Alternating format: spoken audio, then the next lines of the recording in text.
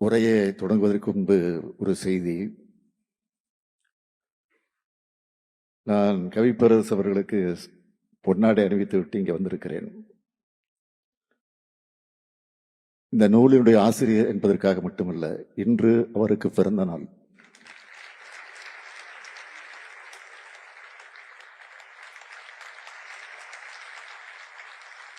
அந்த நிலையோடு உங்கள் அனைவரின் சார்பில் மீண்டும் அவருக்கு உங்களுடைய கரவொலியோடு என்னுடைய பிறந்த நாள் வாழ்த்துக்களை தெரிவித்துக் கொள்கிறேன்.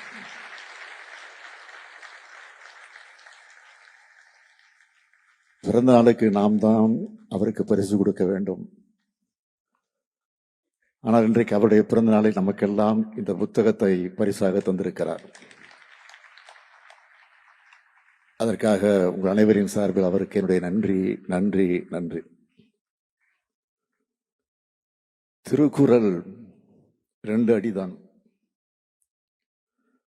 ஆனா 2000 ஆண்டுக்கு மேல அதுக்கு புது புது பொருள்களை சொல்லி உலக மக்கள் எல்லோரும் புது வழியை நல்வழியை சொல்லக்கூடிய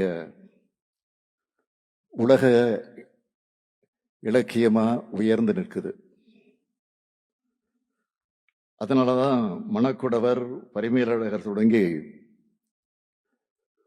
முத்தமிழறிஞர் கலைஞர் உள்ளிட்ட ஏராளமானோர் திருக்குறளுக்கு உரை எழுதியிருக்காங்க.